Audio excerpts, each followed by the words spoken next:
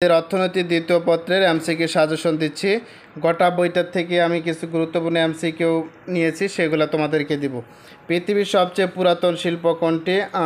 কৃষি। পুরাতন শিল্প হলো কৃষি। কে বলেছেন? আর.এ.এল. কোহেন। কোনটি পৃথিবীর প্রাচীন পেশা? কৃষিকাজ। বাংলাদেশ কোন খাতের অবদান ক্রমশ কৃষি? কোনটি বাংলাদেশে কৃষির বৈশিষ্ট্য প্রকৃতির উপর নির্ভরশীল? নিচে কোনটি অর্থকরী ফসল? ধান। হ্যাঁ, অর্থকরী ফসল। নিচে কোনটি অর্থকরী ফসল? এটা হচ্ছে আমাদের চা। অর্থকরী ফসল 5-এর এটা যদি আমরা বলি গ, 5-এর হচ্ছে গ, এটা হচ্ছে চা। 5-এর গ, এটা না, 5-এর হচ্ছে গ। অর্থকরী ফসল হচ্ছে চা। আধুনিক কৃষির সাথে যুক্ত বিষয়গুলো হচ্ছে ঘ নাম্বার সবগুলোই। বাংলাদেশে কৃষির উপখাত কয়টি? 7-এর এটা হচ্ছে খ নাম্বার 4টি। বাংলাদেশের জিডিপিতে কৃষির কোন উপখাতের অবদান সবচেয়ে বেশি? মৎস্য সম্পদ। বিশ্বে মৎস্য উৎপাদন বাংলাদেশের অবস্থান হচ্ছে গ। কৃষি উপখাতগুলো সমূহ হচ্ছে ক নাম্বার 1 ও 2। দেখো আমি যেগুলো দিচ্ছি একটু কষ্ট করে দেখে নিবা। আর এই বই থেকে অনেক এমসিকিউ কমন আসে। কোনটি মালিকানা ভিত্তিতে খামার? সমবায়। কোনটি মালিকানা ভিত্তিতে খামার? সেটা হচ্ছে সমবায়। মুনাফা অর্জনের কোন খামারের প্রধান উদ্দেশ্য? বাণিজ্যিক। বাংলাদেশের আদর্শ কৃষি খামার আয়তন কত প্রকার? 3। কত একর? 3 একর। কোন ধরনের কৃষিকাজে নিয়োজিত শ্রম ও মূলধন পূর্ণভাবে ব্যবহার হয় না? বাণিজ্যিক। এরপরে উত্তর হচ্ছে ঘ নাম্বার। OMS এর পূর্ণরূপ কি? Open market sales. এক সময় পাটকে গোল্ডেন ফাইবার বলা হতো, বৈদেশিক মুদ্রা অর্জিত হতো বলে। নিচে কোনটি কৃষিকাজ পণ্যটি বাংলাদেশের চাহিদা তুলনায় কম দান? সাদা সোনা বলতে কোনটিকে বোঝায়? সেটা হচ্ছে চিংড়ি। সাদা সোনা হচ্ছে চিংড়ি। 28 নাম্বারটা যদি বলি ক নাম্বার। এরপরে দেখো এদিকে দেওয়া আছে মাশরুম কোন ধরনের ছত্রাক? মৃতজীবী। তারপরে কাতলা শব্দ অর্থ চাষ করা। কালচা। এগারেন কালচা কোন ভাষার শব্দ? ল্যাটিন শব্দ। দেশের শ্রমশক্তি কত বা কৃষিতে নিয়োজিত? 40.60। এরপরেরটাতে দেখো এদিকে আরও কিছু এমসিকিউ আছে। বাংলাদেশ সরকার জাতীয় পরিবেশ নীতি কোন সালে ঘোষণা করেছেন? 1992। বায়োটেকনোলজি শব্দটি কত সালে? 1919 সালে।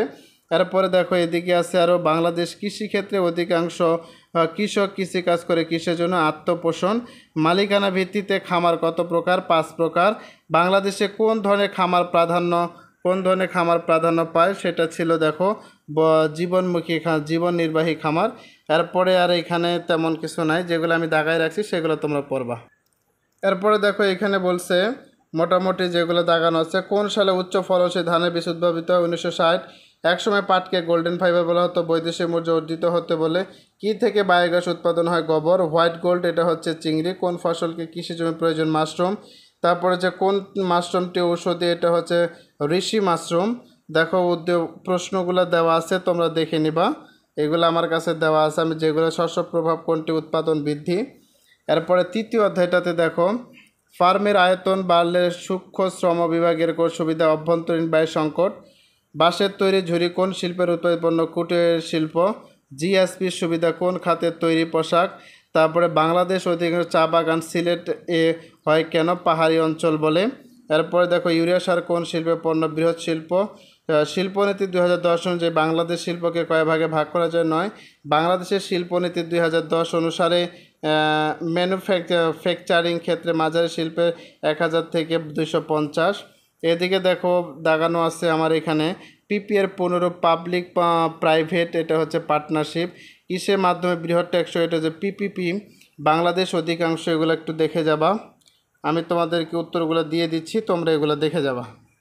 মুষ্টিমেয় কয়টা দেওয়া আছে? মালিকানার ভিত্তিতে বাংলাদেশ শিল্পকে কয় ভাগে ভাগ করা যায়? 2। কোন শিল্পের প্রযুক্তি পুরোপুরি দেশীয় নয়, ক্ষুদ্র? কসমেটিক শিল্প কোন ধরনের? মাঝারি। ইপিজেড হচ্ছে এখানে হবে রপ্তানি প্রক্রিয়াজাত অঞ্চল। এরপর নিচে কোনটি বৃহৎ শিল্পের বৈশিষ্ট্য নয়, পারিবারিক মালিকানা? কোনটি বাংলাদেশের দ্বিতীয় প্রধান শিল্প? বস্ত্র। বাংলাদেশের দ্বিতীয় প্রধান অর্থকরী ফসল চা। বাংলাদেশের চা গবেষণা কেন্দ্রটি কোথায় অবস্থিত? মৌলভীবাজার। দেখো চামড়া শিল্প হলো 3টাই, চামড়া থেকে উৎপাদিত এটা হচ্ছে 3টাই। এরপরে দেখো এখানে দেওয়া আছে ইপিজেডে পুনঃ এক্সপোর্ট প্রসেসিং জোন। বাংলাদেশ তাঁত বোর্ড প্রতিষ্ঠিত হয় 1977 সালে। বাংলাদেশ কোন রপ্তানি পণ্য থেকে সর্বাধিক বৈদেশিক মুদ্রা তৈরি? পোশাক। তানহার এটা হচ্ছে গ, এটা হচ্ছে ঘ। 1, 2, তৃতীয়াংশ। দেখো আমি প্রশ্নগুলো দিয়ে দিচ্ছি উত্তর সহ। চতুর্থ অধ্যায়ের ইম্পর্টেন্ট। বাংলাদেশ প্রথম আদমশুমারি কখন শুরু হয়? 1974। জনসংখ্যা ঘনত্ব পরিমাপের সূত্র হচ্ছে এখানে DP/TM। আদমশুমারি এটার একটা 3 নাম্বার দেওয়া আছে। কাম্য জনসংখ্যা সূত্র M = A-0/0। কোনটি এটা হচ্ছে অর্থনৈতিক ব্যবস্থা।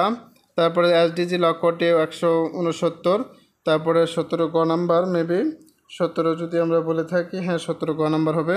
এরপরে জেপি জিরো পপুলেশন গ্রোথ, মৃত্যুহার নির্ণয়ের সূত্র হচ্ছে ডিআরডিপি বাই 1000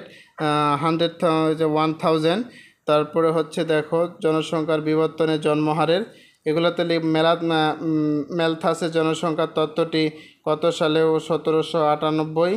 তারপর আধুনিক জনসংখ্যার বিজ্ঞানের জনক অধ্যাপক জিগান, ম্যালথাসের মতে জনসংখ্যা নিয়ন্ত্রণ নৈতিক সংযম, ম্যালথাসের মতে জনসংখ্যা বাড়ে জ্যামিতিক হারে। তারপরে দেখো এখানে বলছে the general theory of the population Alfred survey, কাম্য জনসংখ্যা তত্ত্বের মূল সর্বোচ্চ মাথাপিছু আয় উৎপাদন। এই কটা ভালো মতো পড়ে যাবা। জনসংখ্যা ঘনত্ব পরিমাপের সূত্র, জন্ম হার কিসের উপর নির্ভরশীল, প্রয়োজনশীলতা। দেখো আমি যেগুলো দিছি এগুলো একটু মনোযোগ সহকারে যদি দেখে যেতে পারো প্রশ্নগুলো কমন আসবে। শুধু একটু এক বলে একটু দেখে যাবা। একটু সিপিআইয়ের পূর্ণরূপ, ল্যাপথিয়াসের সূচকের সূত্র দেওয়া আছে, এটা এই যেটা হবে সূত্র, এটা হবে অর্থের যোগান, এটা হবে। দেখো এগুলা একটু দেখে যাবা।